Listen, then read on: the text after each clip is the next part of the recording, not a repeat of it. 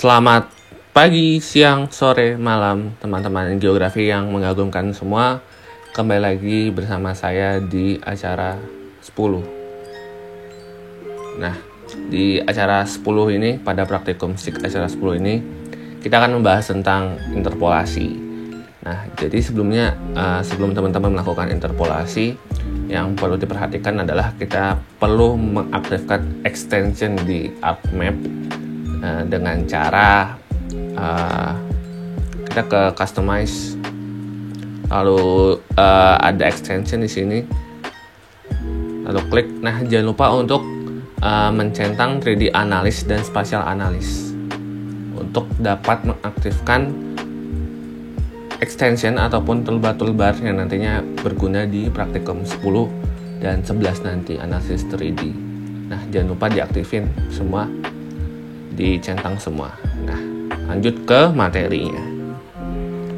Nah, untuk praktikum SIK acara 10 ini, interpolasi, kita membutuhkan data titik ketinggian sebagian Kulon Progo. Nah, untuk datanya seperti biasa bisa dicek di description video atau nanti saya juga kirim ke grup, oke? Nah, ini datanya titik tinggi sebagian Kulon Progo. Lalu kita add saja. Lalu ini unknown spatial reference, karena data frame-nya belum saya ganti ya, jadinya jangan lupa diganti dulu aja data frame-nya. Jadi 49S seperti biasa, UTM yang 49S. Nah, ini adalah sebaran titik tinggi di sebagian Kulon Progo, di mana ini akan memudahkan proses interpolasi. Nah, interpolasi apa sih sebenarnya? Interpolasi adalah proses memprediksi nilai-nilai sel raster dari data titik. Nah, data titik di sini mempunyai informasi tentang bobot-bobot tertentunya. Nah, di mana nanti nilai ini semua, nilai titik tinggi ataupun nilai titik-titik semua ini nanti bisa berguna untuk disatukan ataupun diinterpolasi untuk memprediksi ataupun menganalisa, seperti contohnya curah hujan, ada kelembapan, ada elevasi, ada kecepatan angin ataupun konsentrasi kimia. Nah, sebenarnya untuk prinsip awalnya teman-teman udah dapetin ini semua waktu dulu di praktikum Kardas. Kita juga akan ada sempat interpolasi, kurang lebih konsepnya masih sama, namun ini kita lebih ke software base-nya aja, seperti itu. Nah,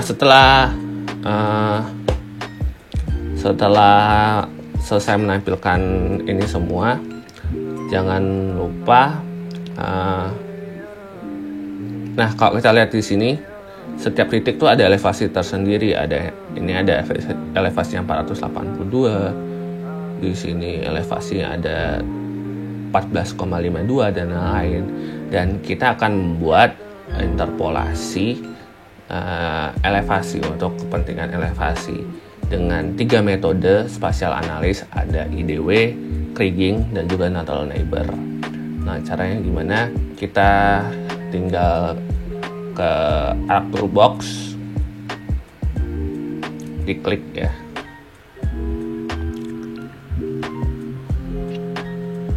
Agak lama ya.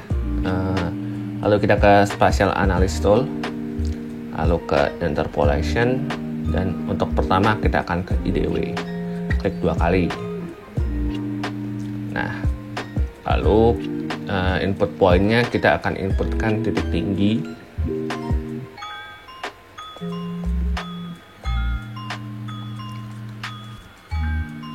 Nah, lalu Z value ini akan kita ubah menjadi elevation. Nah, lalu output rasternya bisa teman-teman sesuaikan sendiri. Output cell size-nya cukup sekian aja, dan juga yang lain tidak yang perlu diisi. Lalu klik OK. Nah, lalu tunggu saja. Nah, lalu hasilnya yang akan muncul seperti ini. Nah, jadi berdasarkan titik-titik ketinggian tadi, mereka saling mencoba menghubungkan titik-titik yang memiliki titik ketinggian yang sama. Prinsipnya sih seperti itu prinsipnya. Nanti akan dibagi menjadi beberapa kelas ketinggian di sini.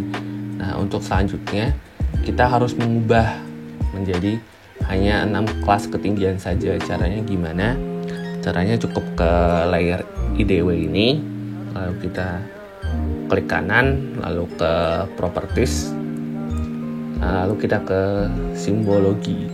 Nah, di simbologi ini kita ke classified. Nah, setelah ke classified kita harus mengubah kelasnya menjadi 6 saja. Nah, kita ubah jadi 6 saja. Dan juga classify-nya, metode klasifikasinya kita menggunakan geometrical interval. Lalu klik OK di sini. Lalu setelah diubah jadi 6, lalu kita apply. Nah, maka akan hanya ada 6 klasifikasi ketinggian seperti itu. Nah, untuk selanjutnya juga hampir sama semua. Kita cuma perlu menggunakannya di beberapa, kita hanya perlu melakukan hal yang sama di 2 metode selanjutnya, yaitu ada kriging juga sama seperti DW, elevation juga ininya di, lalu untuk tracking ininya di seperti defaultnya saja, nggak usah diubah. Lalu kita tinggal klik OK. Lalu untuk rigging juga sama, kita reclassify dengan cara kelasnya diubah menjadi 6 dengan metodenya geometrical interval. Kita klik apply lagi, lalu ada natural neighbor, lalu kita inputkan lagi poinnya, lalu z-nya diganti elevation lagi dan klik OK.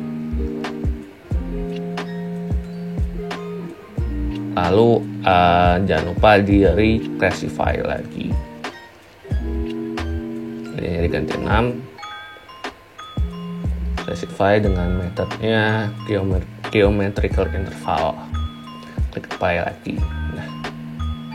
Nah, ini udah ada 3 metode interpolasi. Ada IDW, ada kriging, ada natural neighbor. Nah, kalau teman-teman perhatikan ini agak emang ada perbedaan ya. Kalau bisa lihat ada perbedaan. Terutama di natural neighbor mungkin agak miring ya, karena dia menyesuaikan pada sampel size terdekatnya. Nah, kalau kriging dan IDW di sini mempunyai kesamaan, memang cukup sama, di mana dia menggunakan nilai titik-titik sampel, di mana nanti dikalikan dengan bobot setiap sampelnya. Nah, tapi yang membedakan di kriging ini adalah untuk pembobotannya itu dilakukan dengan tata letak. Nah, tata letaknya itu mengaruh pada diperhitungkan menggunakan nilai koefisien autokorelasi spasial. Sedangkan untuk IDW adalah ini cukup menggunakan konsep yang paling terdekat, berarti itu sel yang dianggap memiliki data ketinggian yang kurang lebih sama ataupun bisa dijadikan sebagai pembobotan untuk interpolasi seperti itu. Nah, untuk lebih jelasnya teman-teman bisa baca referensi sendiri. Nanti kalau saya jelasin semua, kalian bahas apa dong? Karena saya juga kadang lupa-lupa, jadi maaf kalau ada yang salah. Nah, lalu untuk hasilnya akan ada 3 hasil, dan teman-teman cukup layout lagi. Jadi jangan bosan-bosan nge-layout ya. Di layout lagi ada 3 hasil. Untuk memastikannya saya lihat dulu ya.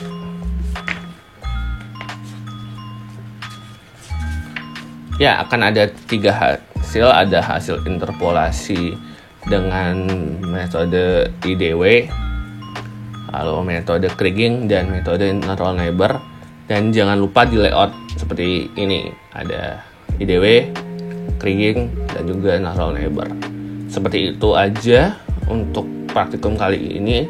Tentunya praktikum kali ini lebih mudah karena teman-teman hanya perlu memperbagusnya aja, membedakannya aja setiap metode di pembahasan, dibuatnya lebih rinci, dibuatnya lebih bagus. Seperti itu mungkin untuk teknisnya. Untuk jika mau tanya-tanya tentang teknis lainnya ataupun tanya-tanya tentang konsep ataupun teori lainnya, bisa tanya ke Bu Nuki ataupun tanya ke tim-tim asisten dosen, terserah, senyaman kalian aja.